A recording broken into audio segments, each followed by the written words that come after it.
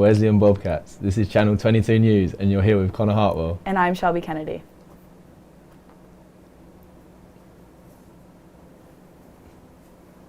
Good morning, Bobcats. Did you know West Virginia Wesleyan College is home to more than 70 student organisations?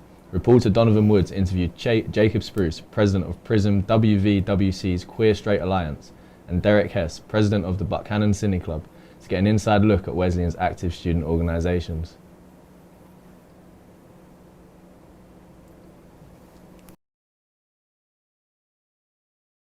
Welcome to Channel 22 News. I'm Don Woods, and I'm here with Jacob. He's the president of PRISM Club, and I just got a few questions about your club today. My first question will be, what is your club, and what benefits does it have to the students here at Wesleyan? I'm the president of PRISM, which is the school's Queer Straight Alliance. We meet every other week where we discuss queer topics. It's a group of LGBT students here on campus. We like to plan events, host game nights, film screenings, everything for free, to just form a community and foster great conversations. All right, that's nice. My last question for you would be, what benefits does your program have, or your club have, that other clubs may not have, or what's your favorite part about being the president of your club?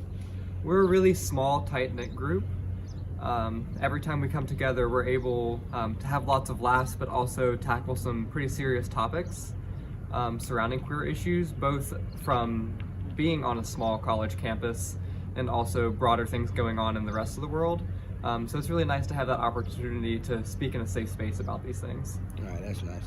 And I'm here with Derek. He's the president of Cine Club, and I just have to ask you a couple questions about your club. My first question would be, what is your club, and how can students benefit from it? So our club is Cine Club, and essentially what we do is we meet bi-weekly and we watch movies together.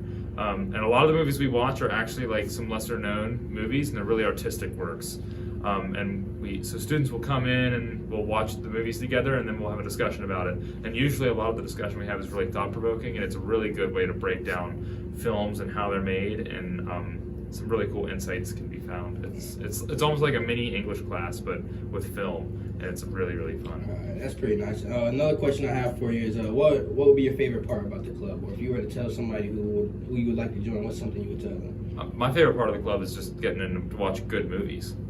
We're always watching movies that are not always the easiest to find. Like, we find some weird, hard stuff, and sometimes that stuff is like the most rewarding to watch. And I think, and for me personally, I just love movies so much anyway. So any chance to watch a movie, it's worth it to me. All right, and that's all I got for you, and that's all I have for you today. We'll catch you guys next time. Thanks, Donovan. I think I would like to try a Cine Club. As the war in Ukraine enters its third week, reporter Benjamin Wilson sat down with two students to discuss their perspective on the war. Hello, my name is Benjamin Wilson, reporting to you live from Channel 22 News to talk to you a little bit more about the war on Ukraine. And I have one of our students here to talk more about it. So what's your name? I'm Jason German. So have you heard about the Russian invasion of Ukraine? Yes, I have. You have. Do you think that the United States military should get involved in it? Not currently. Why is that? I just don't think. I feel like if we do that, then it's going to be all-out war that we would have to basically full pledge and help the Ukrainians out completely. Right. With no other country's help. And last question here, are you concerned about the possibility of a military draft? Not currently, but eventually I could see it possibly happening if Russia tries to cause conflict with the United States. Thank you for your time. Thank you for the wonderful insight, German. Up next, we have Ben Peters to talk more about the invasion of Ukraine. Hello, Benjamin Wilson reporting to you live from Channel 22 News, here with another student to talk about the invasion of Ukraine. So what's your name? I'm Ben Peters. And what have you heard about the invasion of Ukraine? I've heard that it's created a lot of refugees so far in its first week, and that Russian frustration may lead to increased aggression in their assault. Wow. So do you think that the United States military should get involved based on some of that information? Not quite yet. Ukraine is not an ally of NATO, and so rushing to putting military troops in Ukraine, I think, would escalate the situation even further. I do believe, though, that we should be sending aid and supplies to the Ukrainian army. Yeah, definitely agree there. So last question here real quick. Are you concerned about the possibility of a military draft? No, not at this point. There hasn't been a draft since since Vietnam.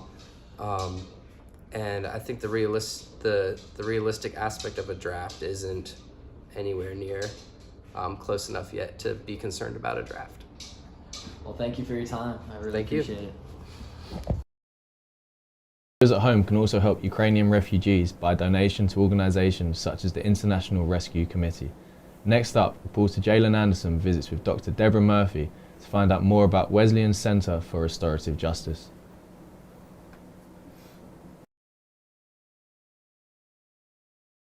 The Center for Restorative Justice is both a physical place on campus and also a community of faculty, staff, and students who care about justice in terms of how do we restore people to community.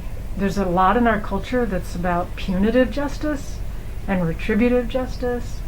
We care about justice that addresses harm, for sure, like people who cause harm, the victims of harm. But again, we're about how do you heal individual relationships, community relationships. So that's broadly what we're about. We're a space and a place where people can put those ideas into practice. The work got started almost 2 years ago, or maybe a little more, when we realized that there were some injustices on our campus that had to do with certain persons and communities kind of being singled out and targeted and profiled, and we thought, first of all, that's just not right, it's not fair. And so there were some students who organized around that, who thought, we need to address this, we need to have the administration address it. And so we began to kind of protest, you could say, some of the policies around how certain populations are marginalized and mistreated. And then we just kept having conversations. I mean, some of that got addressed by the administration, I would say, but then we just kept thinking, well, there's more here to continue to explore and ways we can, again, bring the principles and practices of restorative justice to a lot of other situations and conversations. And so it began out of a real issue on campus, but it's evolved to be able to address lots of other contexts. Thank you, Jalen. In sports news this week, the Wesleyan community was greatly saddened by the loss of head soccer coach Gavin Donaldson on Thursday. Gavin led the WVWC men's soccer program for 31 years and amassed over 400 victories during his prestigious career. He will be greatly missed. In other sports news, Kayla Wade, a member of the West Virginia Wesleyan acrobatics and tumbling team, was recognized by the Mountain East Conference as MEC Athlete of the Week on Friday. The West Virginia Wesleyan softball team began their Florida spring break trip with 2 wins in 3 games. The Bobcats knocked off Clarion 11-0 on Saturday, March 5th, and Bloomfield on Sunday, March 6th. The Bobcats dropped a game to Southwest Minnesota State on Saturday. Connor, can you give us this week's weather forecast and tell us what events are happening around Wesleyan? I certainly can, Shelby. With the cold weather behind us, we can enjoy some welcomed warm weather. This week, we will see highs in the 60s and lows in the 40s at night, and we might see a few rain showers on Friday. There is always something fun and interesting going on at Wesleyan. Here are a few highlights for this week. Join the Centre for Restorative Justice this Wednesday, March 16th at 12 noon or 8:30 p.m. in Ream Snyder 138 to talk about reproductive justice. What does it mean to have a choice? Bobcat Entertainment will be screening Remember the Titans on Friday beginning at 8 p.m. in Heimer Auditorium and on Saturday from 8 to 10 p.m.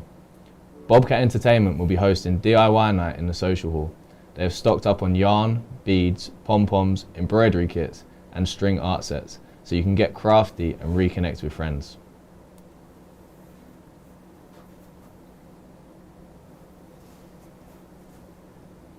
Thank you for being with us this week. From all of us here at Channel 22 News, have a wonderful week. As always, I'm Shelby Kennedy. And I'm Connor Hartwell. Up the Cats.